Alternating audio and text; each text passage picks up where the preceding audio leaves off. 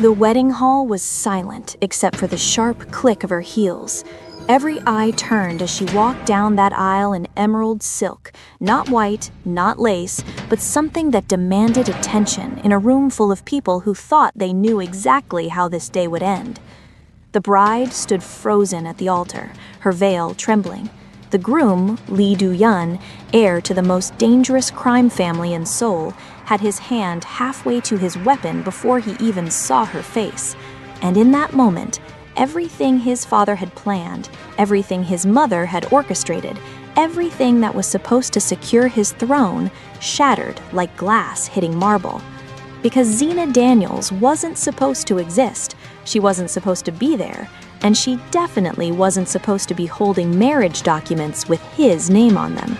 But here's what nobody tells you about power, about legacy, about the kind of families that operate in shadows.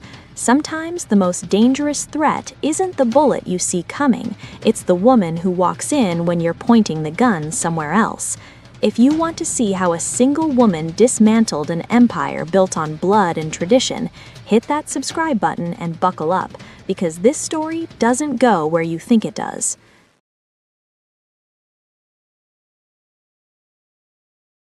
Three days before the wedding, Lee Do-yeon stood in the rain watching them lower his father into the ground.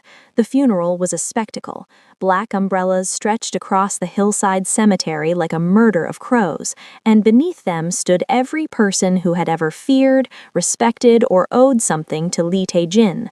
Politicians in designer suits, businessmen with Yakuza tattoos hidden under Italian silk, women who wept theatrically for a man who had never been faithful to anyone, including himself. Do-yeon felt nothing.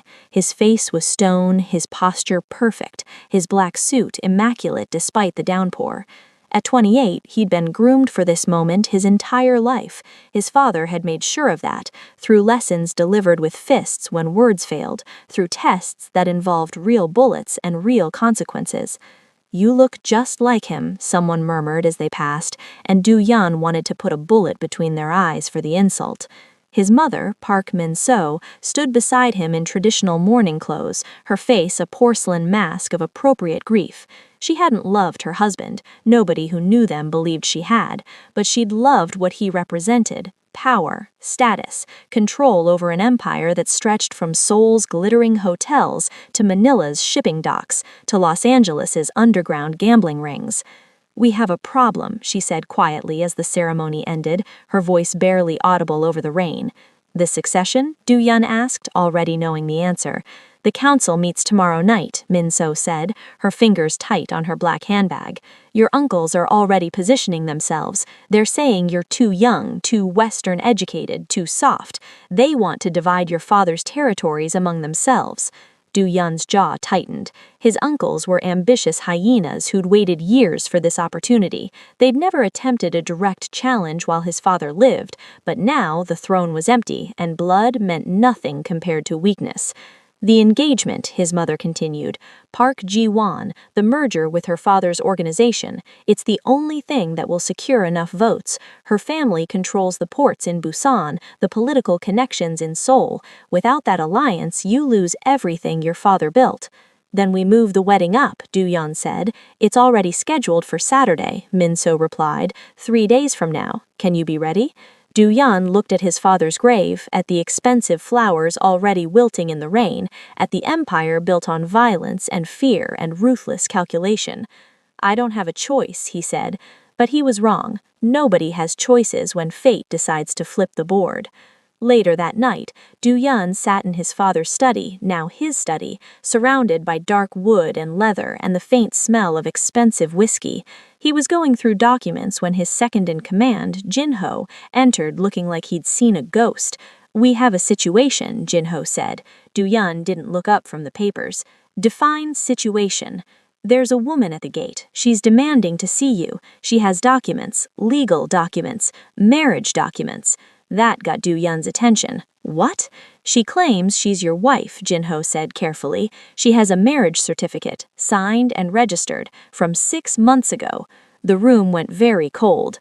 "That's impossible." "That's what I told her, but boss, the documents look legitimate, and she's not going anywhere."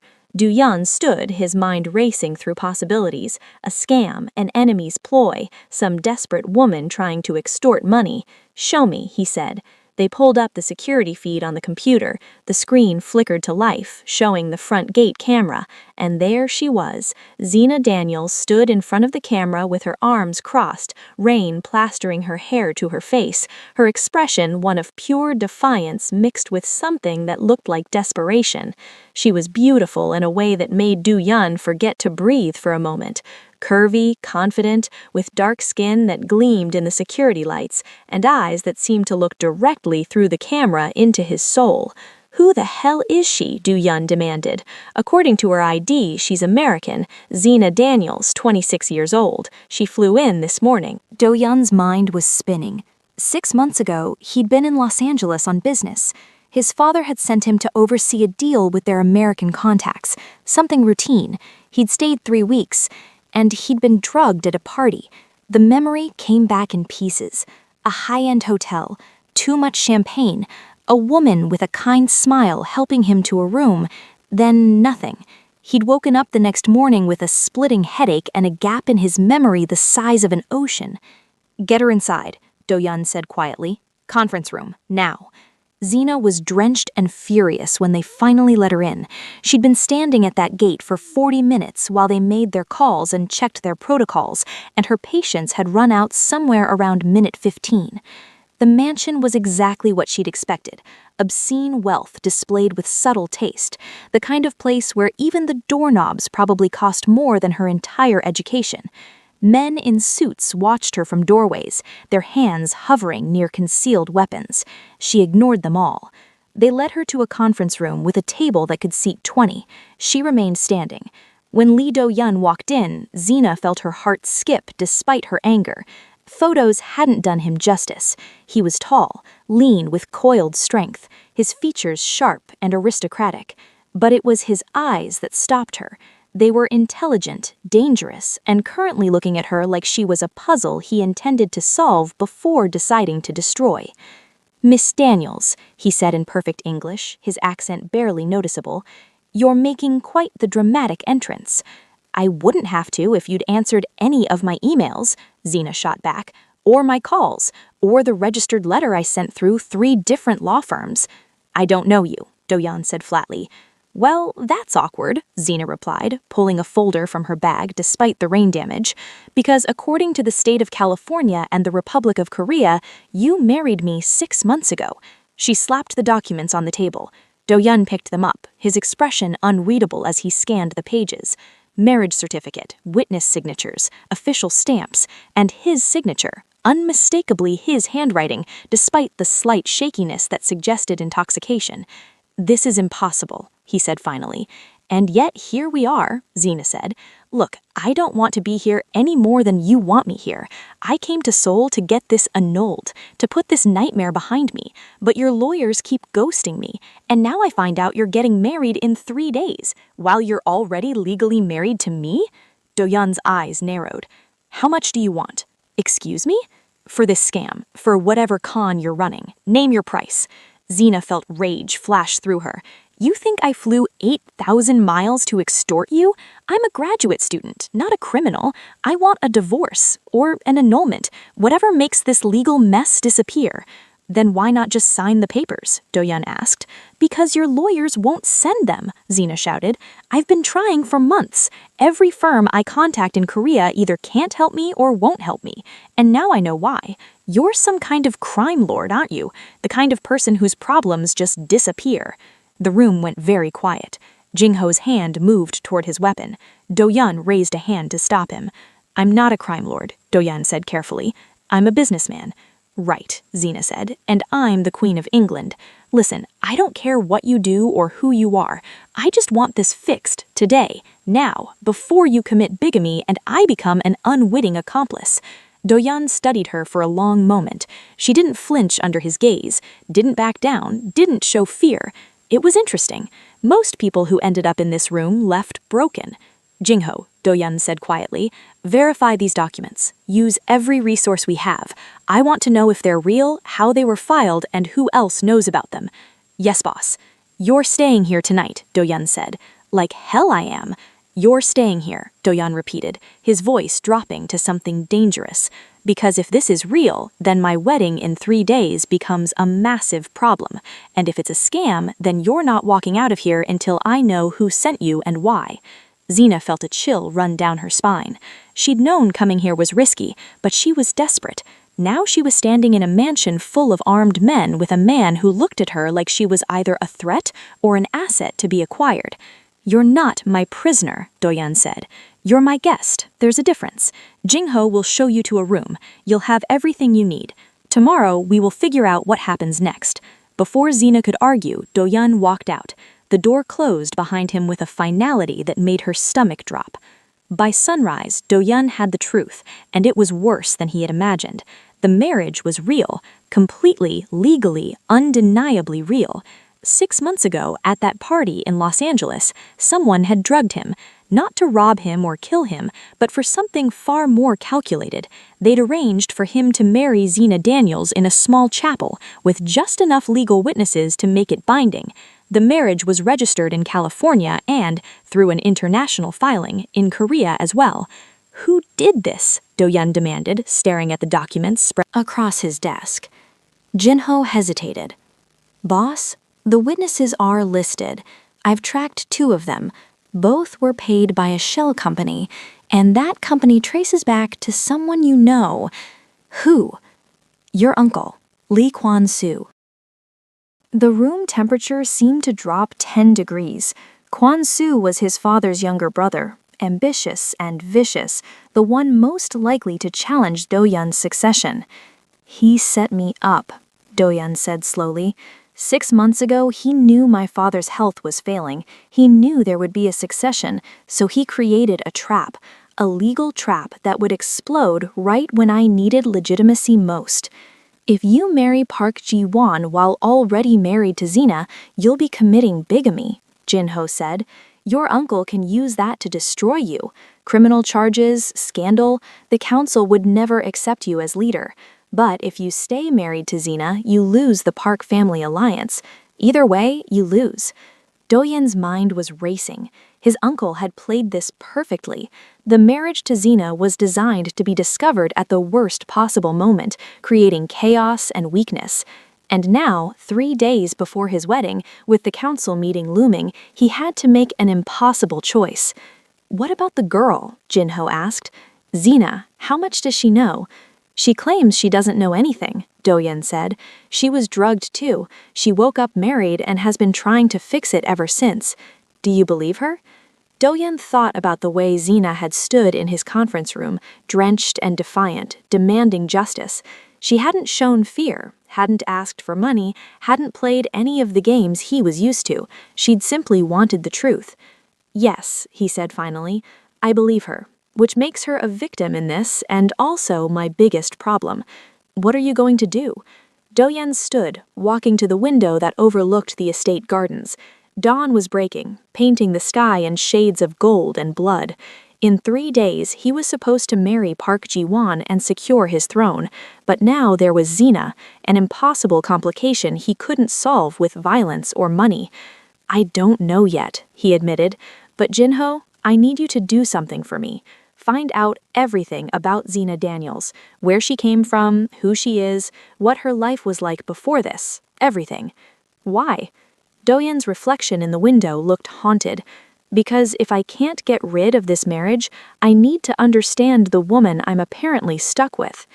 Xena awoke in a bedroom that probably cost more than her parents' house. Silk sheets, imported furniture, a view of gardens that looked like something from a period drama. For a moment, she forgot where she was. Then the memory crashed back. She was in Seoul, in a mansion owned by a man who might be a mobster, who she was apparently married to, and who looked at her like she was a chess piece he hadn't figured out how to capture yet. A knock on the door made her jump. Come in, she called, pulling on the robe that had been left for her. A woman in her 50s entered, her hanbok elegant and traditional, her expression one of complete disapproval. Miss Daniels, she said in English, her accent thick, I am Park Min-so, Lee Do-yeon's mother. Xena's stomach dropped. Mrs. Lee, I can explain. You're the American, Minso interrupted, her eyes scanning Xena from head to toe in a way that made Xena feel like she'd been found lacking. The one claiming to be my son's wife. I'm not claiming anything, Xena said, trying to keep her voice steady. It's legally documented. I didn't want this any more than he did. Then leave, Minso said simply. Get on a plane. Go back to America. Forget this ever happened. I can't, not without a legal dissolution of the marriage. Minso's expression hardened. My son is getting married in 3 days to a woman of proper standing and family, a woman who understands our world and her place in it. You are an inconvenience, a mistake, nothing more. The words stung more than Xena wanted to admit. I understand you're protective of your son, but this isn't my fault. Someone set this up, set both of us up, and we're trying to fix it. You don't belong here, Minso said, her voice dropping to something cold and final. You don't belong in our family, in our world, in our country. You're an outsider, a black girl who thinks she can waltz into our lives and disrupt everything we've built. But you can't. You won't. I'll make sure of it. The racism was blatant, unapologetic, designed to wound. Xena felt anger rise in her chest, hot and fierce. I don't want to be part of your family, she said quietly. I don't want your son's name or his money or his world. I want out. But until that happens legally, I'm here, and no amount of prejudice or threats is going to change the law. Minso's expression hardened with something dangerous. You think the law protects you? You think papers and signatures matter in our world? Child, the law is whatever we say it is, and right now it says you don't exist.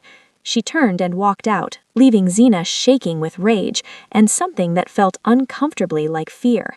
An hour later, Xena was summoned to Do-Yun's office. She went, still angry, still off balance from the encounter with her mother. Do-Yun was standing by his desk, looking like he hadn't slept. Coffee sat untouched beside him. When she entered, his eyes met hers, and something passed between them, some recognition of shared frustration. Sit, he said. It wasn't quite a command, but it wasn't a request either. Xena remained standing. Your mother just told me I don't belong here. Actually, she said I don't belong in your country, so maybe we should skip the prilatures and get to the part where you tell me how fast I can get out of your life. Do-Yun's expression didn't change, but something flickered in his eyes. My mother said that? Word for word. Well, she said a lot of things, most of them designed to make me feel small and unwelcome and wrong for daring to exist in her proximity. Do-Yun was quiet for a moment. My mother is traditional and protective. Your mother is a racist, Xena said bluntly, but that's not my problem. My problem is this marriage. Can we dissolve it or not? It's complicated, Do-Yun said. That's not an answer. Do-Yun moved to the window, his back to her. Someone arranged this marriage deliberately. They wanted to create a scandal, to sabotage my succession at the worst possible moment. The marriage is legal, properly filed, and currently standing in the way of an alliance I need to survive the next week. So divorce me, Xena said. Today, now, whatever it takes. Korean divorce law requires a 6-month waiting period for foreign marriages, Do-Yun said, and an annulment would require proof that the marriage was fraudulent, which might bring criminal charges against both of us for fraud, even though we were victims. Xena felt her hope crumbling. So, I'm stuck here? We're stuck together, Do-Yun corrected. He turned to face her. I have a proposition. I'm listening. My wedding is in 3 days. I can't cancel it without losing everything my father built, but I also can't go through with it while legally married to you. So here's what I'm proposing. You stay, you attend the wedding, and when the bride arrives, you reveal yourself. Xena stared at him. You want me to crash your wedding? I want you to save me from it, Do-Yun said. If you appear with legal proof of our marriage, the wedding can't proceed. It gives me time to handle the situation, to outmaneuver my uncle, to find another solution. In exchange, I'll pay for the best lawyers in the country to handle your dissolution. You'll leave Seoul with everything resolved and enough money to finish your studies without debt. You want me to be the bad guy, Zena said slowly. To be the woman who ruins your perfect arranged marriage, to be the villain in your family's drama. I want you to be the truth, Do-yeon said. You are my wife, legally. That's not villainous, it's factual. Zena laughed, but there was no humor in it. Your mother already hates me. Your fiancé will hate me. Your entire family will see me as the outsider who destroyed their plans. And you'll get to play the victim, the man trapped by circumstances. Yes, Do-yeon said simply. That's exactly what will happen. But you'll also get what you want. Freedom, money, and a dissolution handled by the best legal team in Asia. 3 days of discomfort for a clean break. Zena wanted to say no, wanted to tell him to solve his own problems, but she was thousands of miles from home, trapped in a legal nightmare, and he was offering a solution that, while humiliating, was also practical. What if your family tries to hurt me, she asked, after I ruin the wedding? What if your mother decides I'm better off disappeared? Do-yeon's expression went hard. Nothing will happen to you. You have my word. You'll be under my protection until you leave Korea. The word of a crime lord, Zena said. How reassuring. The word of your husband, Do-yeon replied. Like it or not, that means something, at least for the next 3 days. Zena closed her eyes. She thought about the student loans, the delayed graduation, the months of frustration trying to fix this mess alone. This was a terrible idea, but it was also her only option. Fine, I'll do it. But after the wedding, I want a contract, legal, binding, promising that you'll handle the dissolution and that I'll walk away clean. Agreed. And I want your mother nowhere near me. Something that might have been amusement flickered across Do-yeon's face. I'll do my best, but she's persistent. So am I, Zena said. For the first time since meeting him, Do-yeon smiled. It was small, barely there, but it transformed his face from dangerously handsome to something that made Zena's heart stutter. I'm starting to see that. The next 2 days were surreal. Zena was given a suite in the mansion, clothes that fit perfectly despite no one asking her size, and an assistant who appeared whenever she needed anything. She was also watched constantly. Men in suits tracked her movements, cameras followed her through hallways, and she never forgot for a moment that she was a prisoner in everything but name. Do-yeon was busy with wedding preparations and council meetings. Zena caught glimpses of him in passing, always in a suit, always surrounded by men who looked at him with respect or fear, and always moving with the kind of controlled violence that came from a lifetime of danger. Zena did research when she was alone. American and Korean news articles painted a picture of the Lee family as legitimate businessmen with rumored connections to organized crime.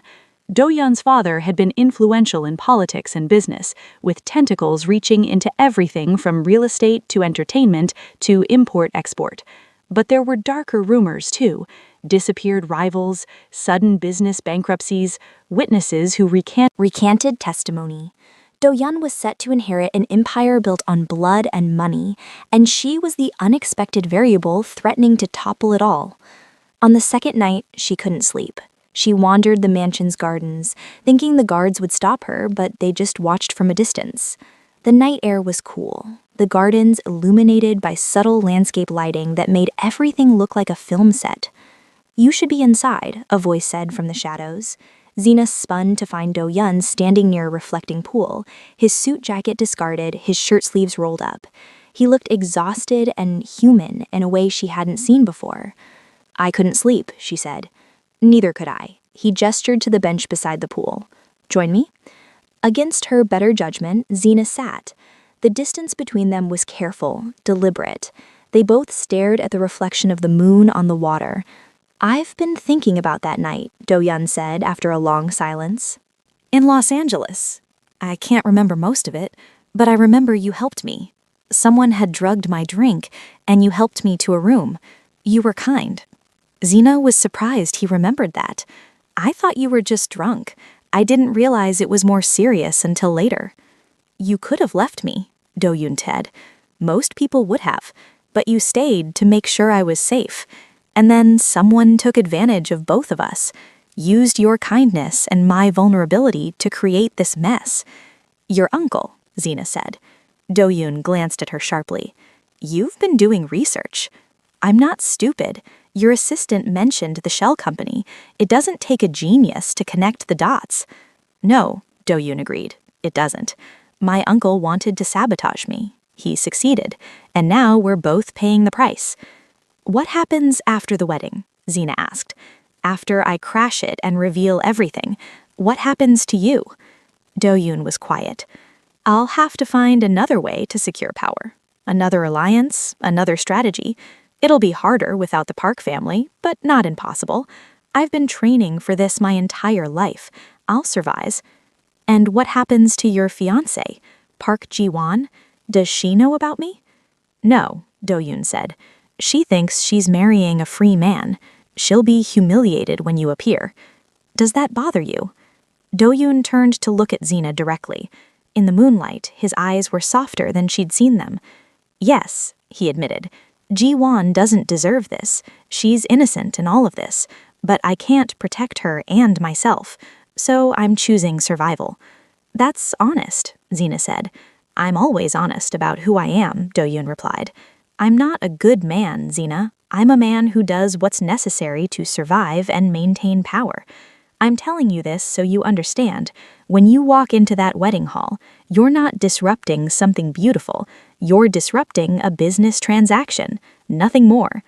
But something in his voice suggested it was more complicated than that. Zena had seen the wedding preparations, had glimpsed the bride's photo in the hallways. Park Ji-won was beautiful and elegant, exactly the kind of woman who belonged in this world, and she was about to have her life destroyed because of a marriage ceremony Zena didn't even remember. I feel like a monster, Zena said quietly. You're not the monster, Do-yoon said. My uncle is. I am. You're just trying to survive. That's not monstrous, that's human. They sat in silence after that. Two people trapped in circumstances neither had chosen, watching the moon reflect on water and wondering how different their lives might have been if fate had been kinder. The wedding hall was breathtaking. Crystal chandeliers hung from vaulted ceilings, white flowers covered every surface, and guests in expensive formal wear filled the ornate space. Zena watched from a side room, her heart hammering. She was wearing the emerald green dress Do-yoon's assistant had provided. It was stunning, fitted to her curves perfectly, designed to make a statement. Her hair was styled, her makeup flawless. She looked like she belonged at a high society event. She just didn't belong at this one. Through the window, she could see the ceremony beginning. Park Ji-won walked down the aisle in a traditional white hanbok, her face serene behind a delicate veil. She looked like a painting, like perfection itself. Zena felt sick. Do-yoon stood at the altar in a black tuxedo, his expression unreadable. His mother sat in the front row, her face radiating satisfaction. Behind them, rows of guests represented the most powerful families in Seoul's underworld, legitimate business, and political spheres. This was the wedding that would secure Do-yoon's power, and Zena was about to destroy it. It's time, Jin-ho said from the doorway. Are you ready? No, Zena thought. I'm not ready. I'll never be ready for this. But she nodded anyway. They walked through side corridors, timing their entrance perfectly. The officiant was beginning the ceremony when Zena reached the main doors. She could hear his voice echoing through the space, formal and solemn. If anyone has objections to this union, speak now or forever hold your peace. Zena pushed open the doors. The sound was like a gunshot in the silence. Every head turned. Park Ji-won froze mid-step.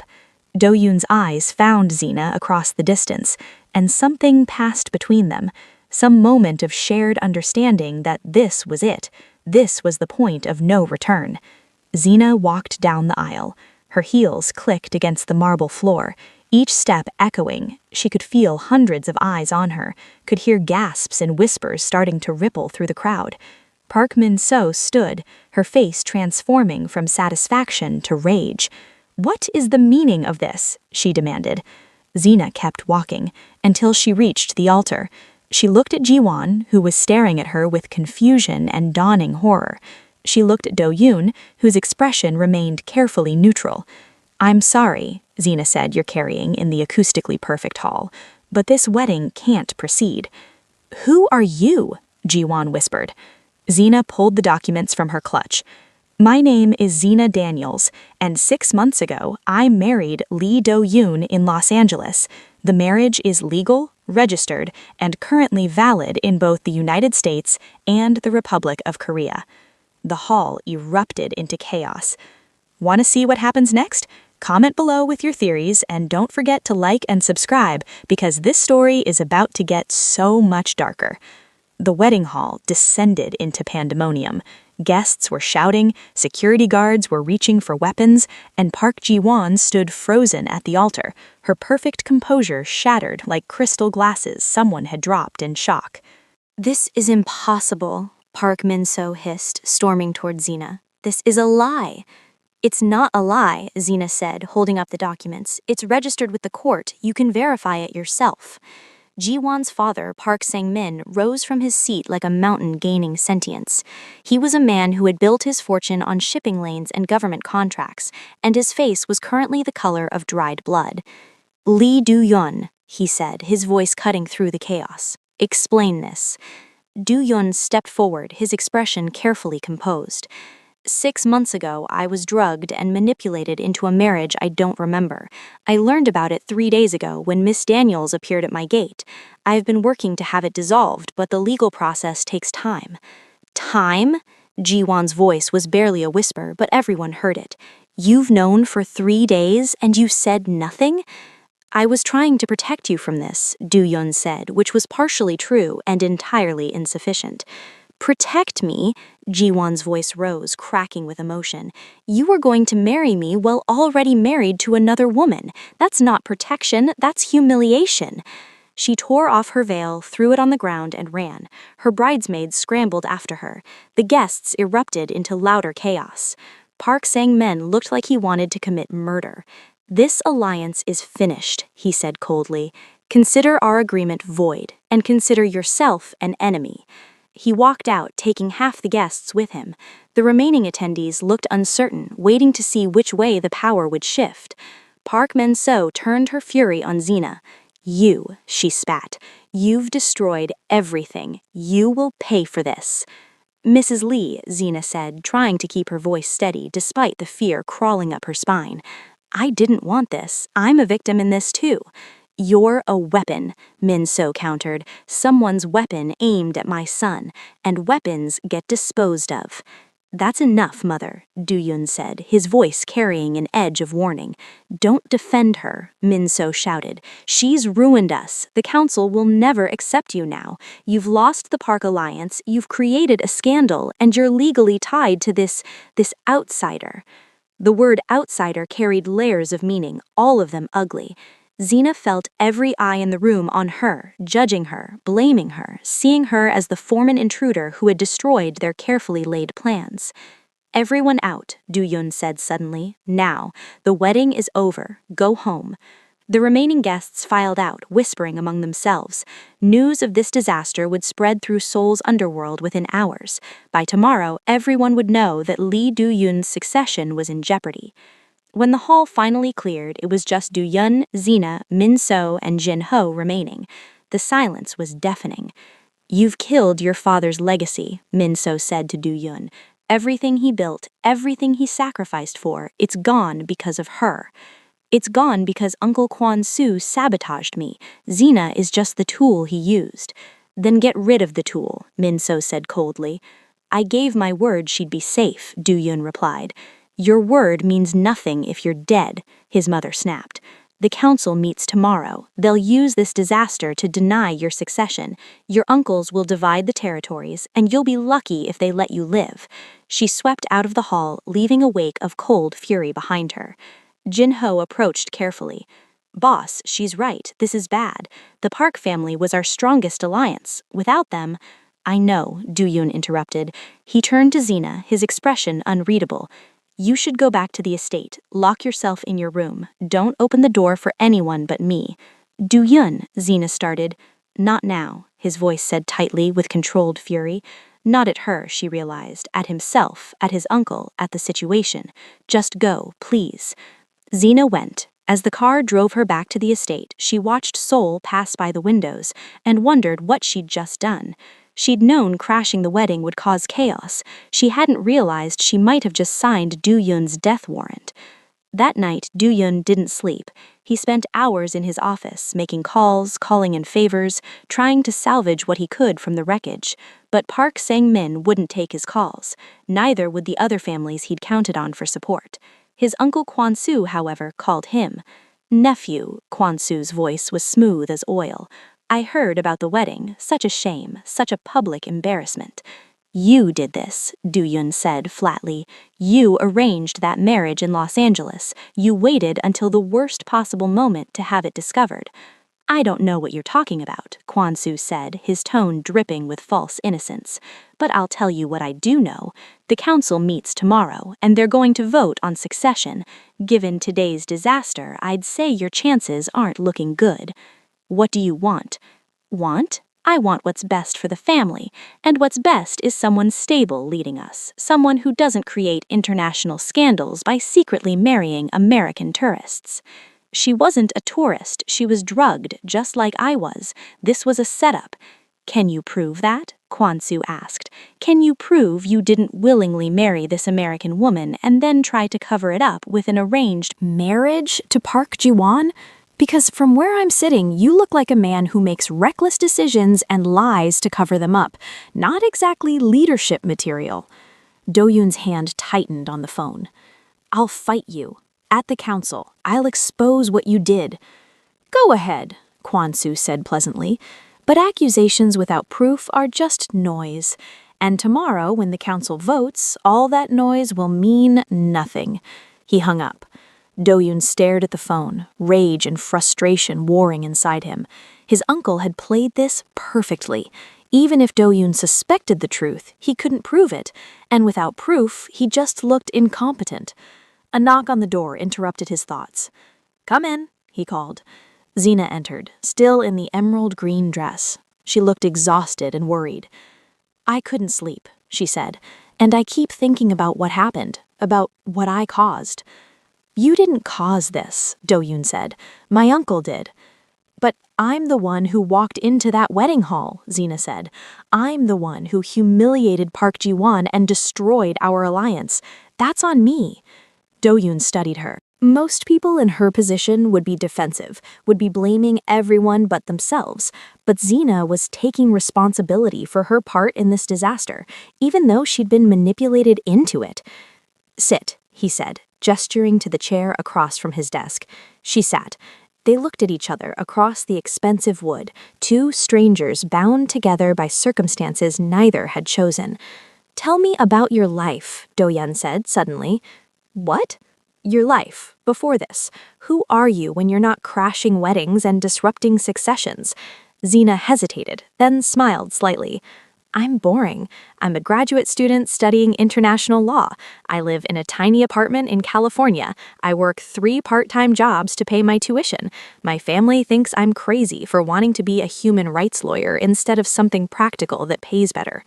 "Why human rights law?" "Because I've seen what happens when people have no one to fight for them," Zena said. "When the system crushes them and they have no voice, no protection. I want to be that voice, that protection." Do-yoon was quiet for a moment. "You know what I do, right? What my family does." "I have a pretty good idea," Zena said. "You're not exactly a beacon of human rights." "No," Do-yoon agreed. "I'm not. I've done things that would make you hate me if you knew the details. I've hurt people. I've destroyed lives. I'm the kind of person you'd fight against in court." "Probably," Zena said. "But right now, you're also the man I'm legally married to. And believe it or not, I don't want you dead, even if you are everything I stand against." Do-yoon laughed, surprising himself. "You're remarkably pragmatic for an idealist." "I have to be," Zena said. "Idealism without pragmatism is just fantasy." They fell into silence. Outside, Seoul glittered in the darkness, millions of people living their lives unaware that in this office, 2 people were trying to figure out how to survive the next 24 hours. "The council meets tomorrow," Do-yoon said finally. "They'll vote on succession, and given today's disaster, I'll probably lose." "What happens if you lose?" Best case, I'm exiled, stripped of power and sent away. Worst case, I don't leave the building alive. Xena felt ice in her stomach. They'd kill you? Power in my world isn't won by votes alone, Doyan said. Sometimes it's won by making sure your rivals can't compete, and some of my uncles are very good at that. I'm sorry, Xena whispered. I'm so sorry. If I'd known... What, you wouldn't have come? You'd have stayed in America and remained trapped in a marriage you never wanted? Doyan shook his head. No, you did the right thing. You fought for yourself. That's not something to apologize for. Even if it costs you everything? Doyan met her eyes. Even then. They talked for hours that night, about everything and nothing, about Xena's childhood in Los Angeles, growing up between two cultures, always feeling like an outsider, about Doyan's training under his father, the brutality of learning to lead through fear and violence, about dreams neither of them would probably achieve. Somewhere around 3 in the morning, Xena fell asleep in the chair. Doyan watched her for a long moment, this woman who had accidentally walked into his life and destroyed it. She was beautiful even as she slept, her face finally relaxed, her guard down. He should hate her, should resent her, but he didn't. Instead, he felt something he couldn't quite name, some shift in his perception that made him see her not as a problem to solve, but as a person to know. It was dangerous. He couldn't afford attachments. Not now, not when everything was falling apart. But he carefully picked her up anyway, carried her to her room, and tucked her into bed like she was something precious instead of the catalyst of his destruction. Xena awoke to find herself in her bed with no memory of how she got there. Then she remembered, falling asleep in Doyan's office, talking until exhaustion claimed her. He must have carried her. The thought made something warm bloom in her chest, which was absurd. This man was a criminal. His world was built on violence. She should be afraid of him not developing feelings. But feelings didn't follow logic, and Xena was starting to realize that Lee Do-yeon was more complicated than the monsters she'd imagined. A knock on the door brought Jin Ho's voice. Ms. Daniels, the council meets in 2 hours. The boss wants you to stay here. Don't leave this room for any reason. Why? Xena called back. Because the estate isn't safe today. There are factions forming, people making moves. Boss wants you protected. Xena felt dread settle in her stomach. What's going to happen at this meeting? Jin-ho was quiet for a moment. Honestly, I don't know, but it won't be pretty. After he left, Xena paced her room like a caged animal. She could hear increased activity in the estate, more guards, more vehicles, the sound of preparations that felt ominous. She wanted to see Do-yeon, to talk to him before whatever was about to happen, but she'd been told to stay put. So she did, and she waited. The council convened in a private room at one of Seoul's most exclusive hotels. 20 men sat around a massive table, representing the most powerful families in the organization. Do-yeon's father had led them for 30 years. Now they would decide who would lead them next. Do-yeon entered the room with Jin-ho. His uncle Kwon-soo was already there, along with 2 other uncles and various other power players. The atmosphere was tense enough to cut. "Let's begin," said the eldest council member, Park Byung-ho, who served as mediator. "We're here to vote on succession to leadership following Lee Tae-jin's death. Lee Do-yeon, as his heir, you have the floor to make your case." Do-yeon stood. "My father spent 3 decades building our influence. I've been trained since childhood to continue his legacy. I understand the business, the politics, the necessary brutality of leadership. I'm ready." "Are you?" Kwon-soo interrupted. "Because from where we're sitting, you look like a man who can't control his own life, much less an empire. Yesterday's wedding disaster proves that." "That was sabotage," Do-yeon said evenly. "Someone arranged a fraudulent marriage to undermine me at a critical moment." "Someone?" Kwon-soo smiled. "Or did you simply make a drunken mistake and try to cover it up?" "The marriage was arranged while I was drugged," Do-yeon said. "It was a setup." "Can you prove that?" another uncle asked. "I'm working on it." "Working on it isn't good enough," Kwon-soo said, standing. "Gentlemen, look at the facts. Lee Do-yeon secretly married an American woman, hid it from his family, and attempted to commit bigamy through an arranged marriage. When exposed, he caused a massive scandal that cost us the Park family alliance. Is this the kind of leadership we want?" "I didn't hide anything," Do-yeon said. "I learned about the marriage 3 days ago. I've been trying to resolve it." By crashing your own wedding? Kwon-soo laughed. That's your resolution? Creating the biggest scandal this family has seen in decades? The council members were murmuring among themselves. Do-yeon could see which way the wind was blowing. His uncle had poisoned them against him before the meeting even started. I move that we vote, Kwon-soo said. All in favor of Lee Do-yeon's succession, raise your hands. 5 hands went up. Do-yeon's supporters, the ones who owed him or his father too much to vote otherwise. All opposed? 12 hands, more than enough to deny him. The succession is denied, Park Byung-ho said. Lee Do-yeon, you are stripped of your father's position and territories. The council will divide leadership responsibilities among... No. The word came from the doorway. Everyone turned. Park Ji-won stood there in a simple black dress, her face composed but her eyes hard.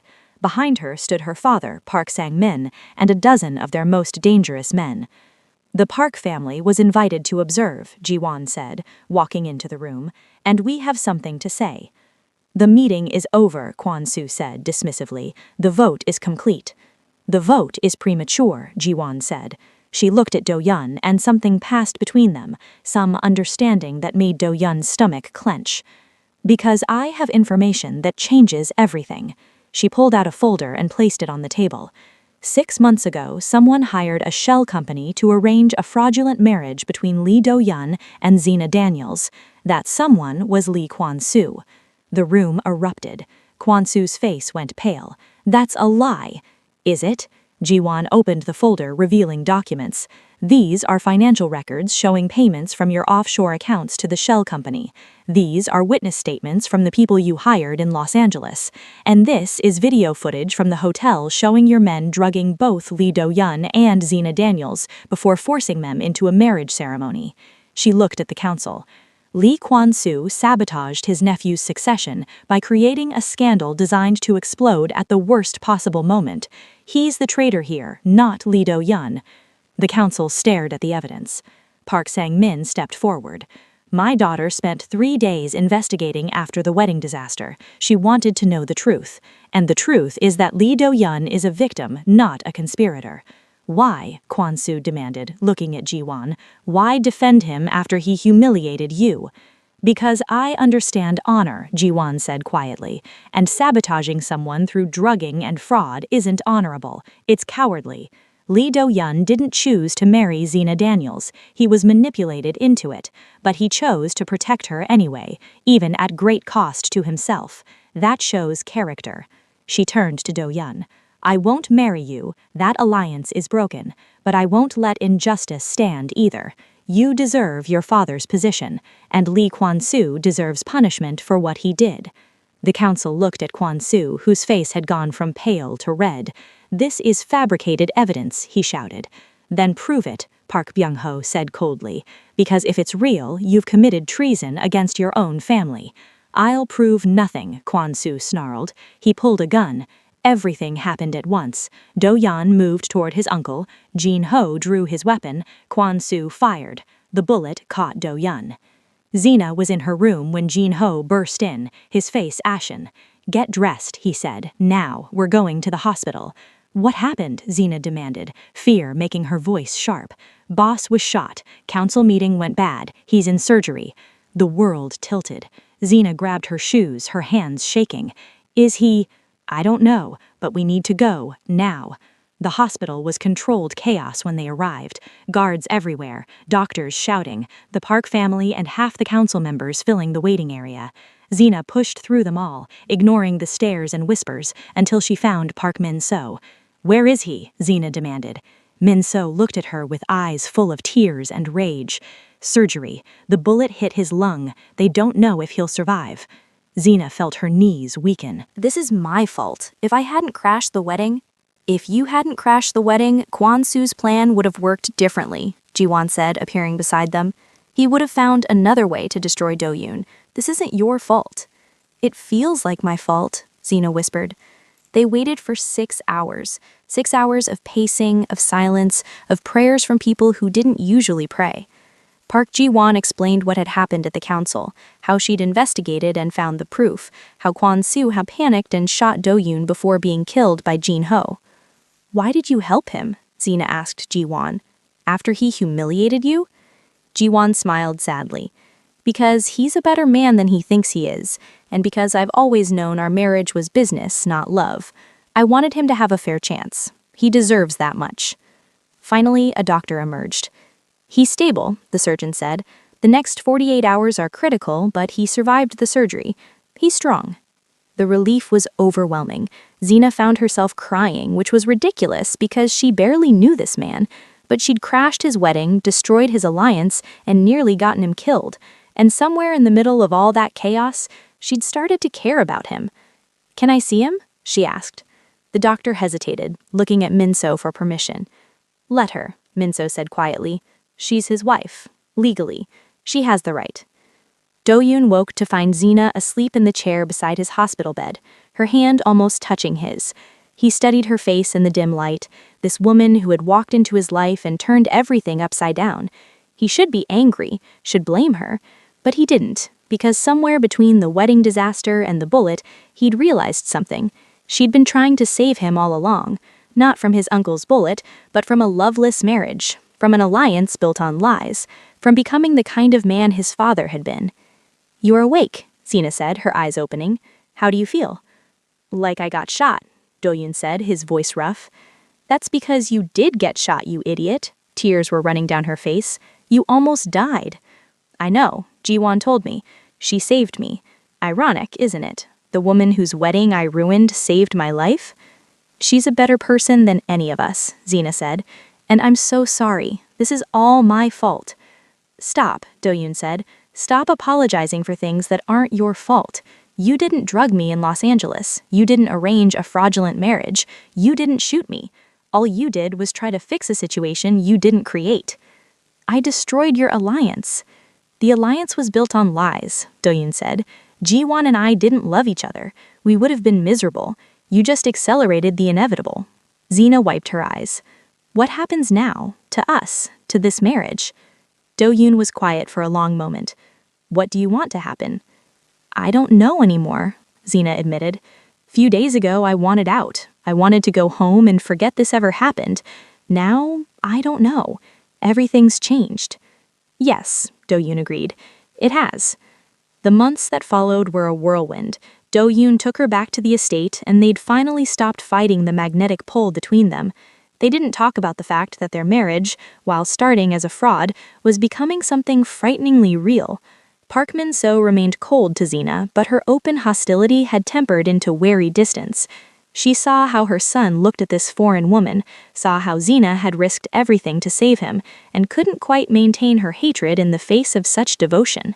One evening, 3 months after the council meeting, Do-yoon found Xena in the garden. She was staring at her phone, her expression troubled. "What is it?" he asked. "My dean emailed. I've been away too long. I need to either come back and finish my degree or withdraw. I have to decide by the end of the week." Do-yoon felt his heart constrict. He'd known this moment was coming. "What do you want to do?" "I don't know anymore," Xena admitted. "Few days ago, the answer would have been obvious. Go home, finish school, build my career. But now?" "Now?" Do-yoon prompted. "Now, I don't know if I can leave you, which is terrifying, because you're still everything I stand against. You're still a criminal. You still operate in a world of violence and gray morality, but somehow I fell in love with you anyway." Do-yoon's breath caught. "Xena."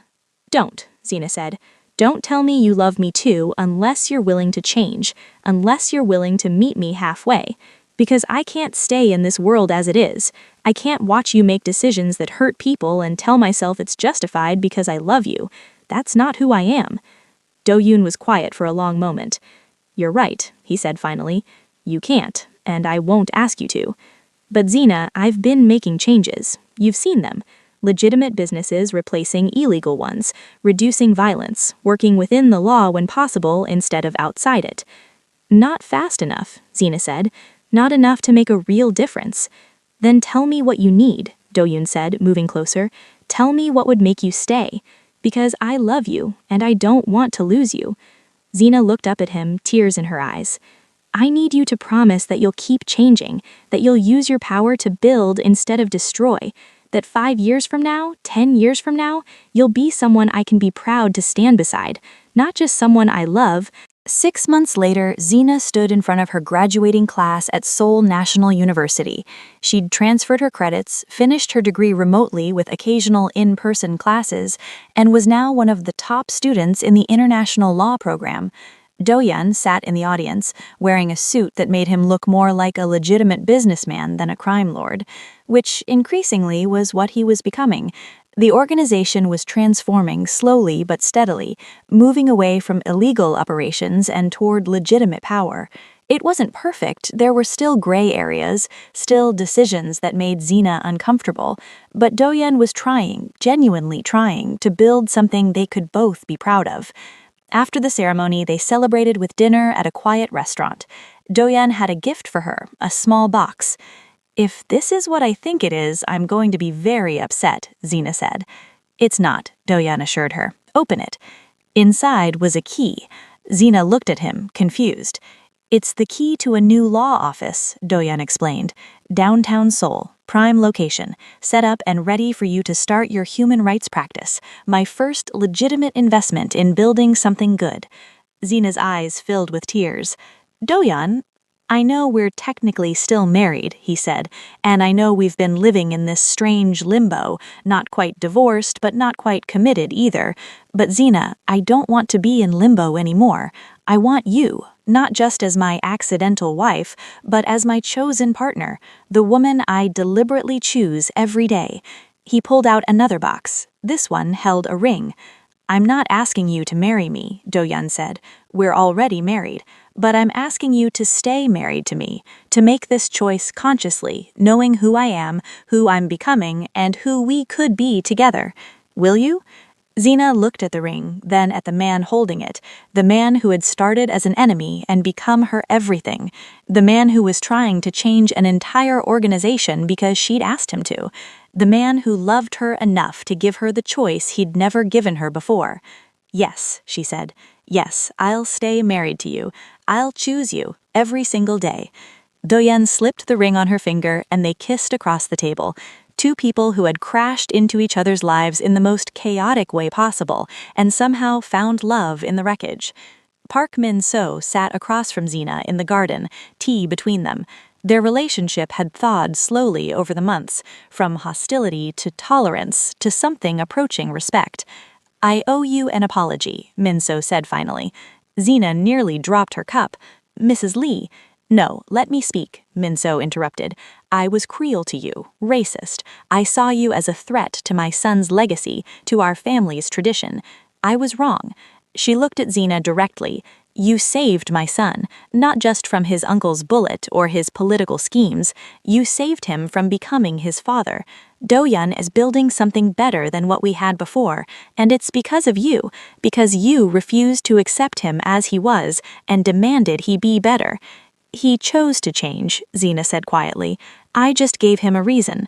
"That's the same thing," Min-soo replied, "and I'm grateful. My son is happier than I've ever seen him. He's building an empire, yes, but one based on legitimate power and influence rather than fear.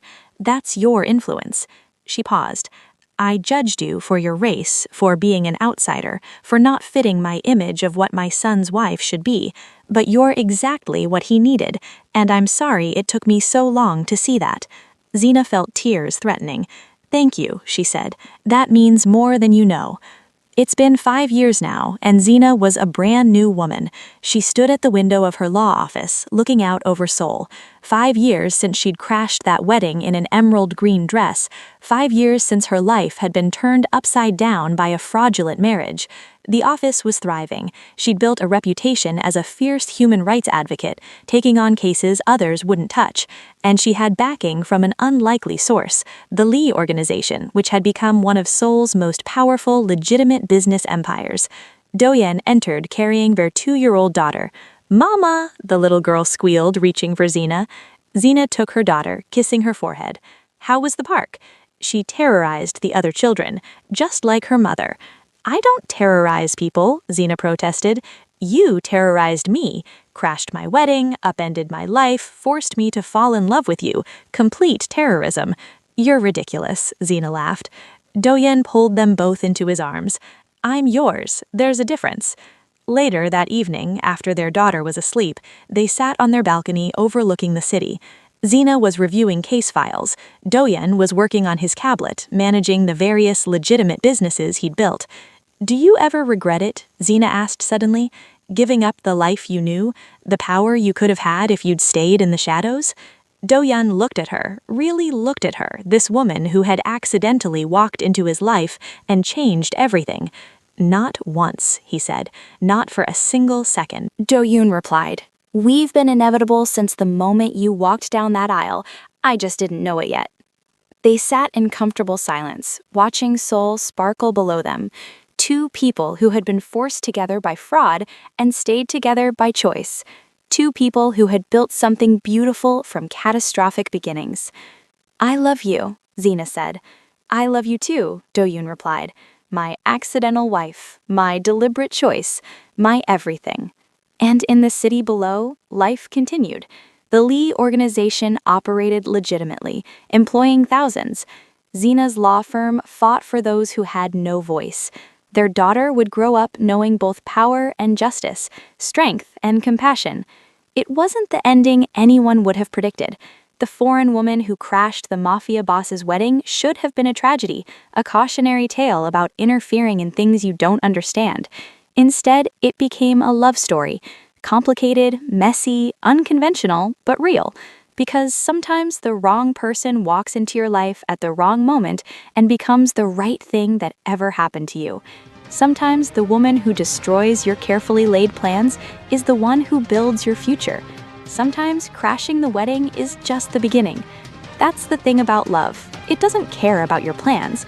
It doesn't care about tradition or expectation or what should happen. It just happens.